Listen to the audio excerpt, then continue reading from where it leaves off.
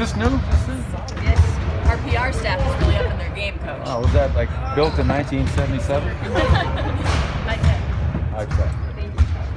The Broncos, huh? After watching film of the scrimmage, what did you guys take away from that? There's so much to clean up. There are good things and bad things. Transition defense is something that has to be a lot better. Getting back, raising the shot, taking care of the ball. If you remember, 2 years ago, we were last in points allowed off turnovers at 19 and a half, and we dropped down to 6 this past year. We can't go back to being a team that beats themselves with turnovers. But I thought for the most part, everybody got a chance to play. We tried different lineups. We tried playing guys. Jeremy with Nicola, Monte and them all together, different groups. Played big, played small. But we're always watching film and making sure our guys are transferring what we're teaching them in a practice into those live situations. And I thought, for me, coming off of an off day yesterday, I thought we had another really good, productive practice before we get on that plane and fly out to Portland. What surprised you about that scrimmage? I'd say that the beginning of that scrimmage was the Jeremy Grant, Paul Millsap show. And obviously Jeremy shot the ball lights out right away. And Paul has had just a very efficient, solid, impressive training camp. But you knew that was the first opportunity guys would get a chance to play.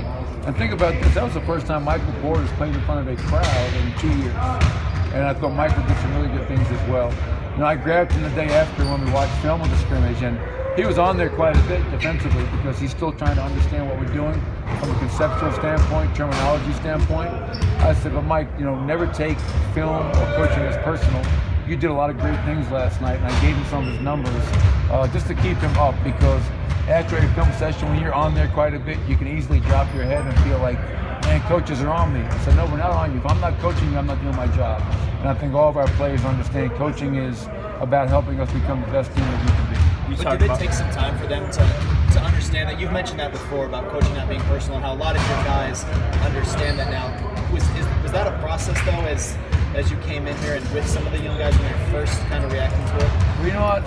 Everywhere I've been, for some reason, players take coaching personally. And I think what helps me is that no one is going to be allowed to slide. Like if it's Nicola on the film, Nicola's going to get coached and held accountable, just like maybe the last guy on the team.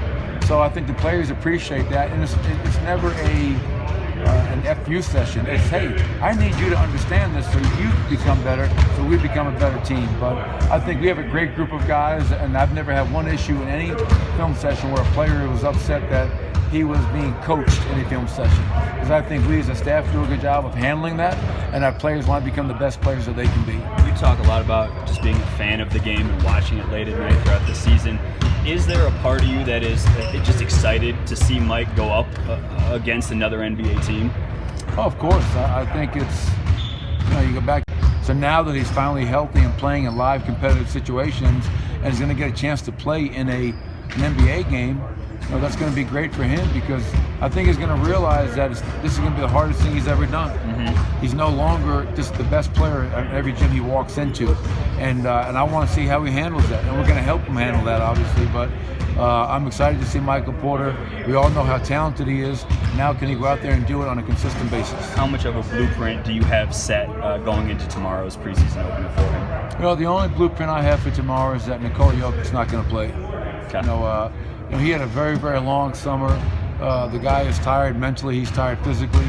So, and I talked with Nikola. I talked with our training staff about resting him one game. And I think we played Portland again. We played them the opening night. We played him 7 times in the playoffs. So just to give him a rest one night and then build him up for opening night. Aside from that, we'll play as many guys as we need. And we're not going to run anybody into the ground. This is definitely a process. 16 days to go until our season opener. Yep. That being said about Nikola, he said he was actually pretty pleasantly surprised with how well that he's felt. Has he seemed fresh despite a season that went into September with Serbia? Yeah, he really does, which is encouraging for me. And physically is great, but more so with me, I worry about his mental. When he came back from the Olympics the one year, he was in the gym so much. Like coming into another gym was hard for him. It's just kind of like, the dog days. But I think, it was a disappointing performance for Serbia over there. I think they were playing him at the 4. They're bringing him off the bench. I think he was so excited after that experience to come back here, where he's comfortable with everything, how we play, how we use him, and that's no knock on Serbia and how they used him. Sasha Djordjevic is a hell of a coach, but I think he's excited to be back and build upon what we did last year. So I love where he's at physically, but even more so mentally. What's Will's status for tomorrow? And just he's active. Yeah, everybody in our roster is active except Bobo. Bobo is being limited right now to non-contact drills, but everybody else, knock on wood, Harrison is healthy and is available to play. And when it comes to just that small forward position, we've talked about that so much about camp. Has anybody emerged there, or is anybody leading that competition? No, not really. It's kind of same. Everybody's has moments where they play well, which I expect. I didn't think is this going to be a runaway, because we have a lot of talented players fighting for that position.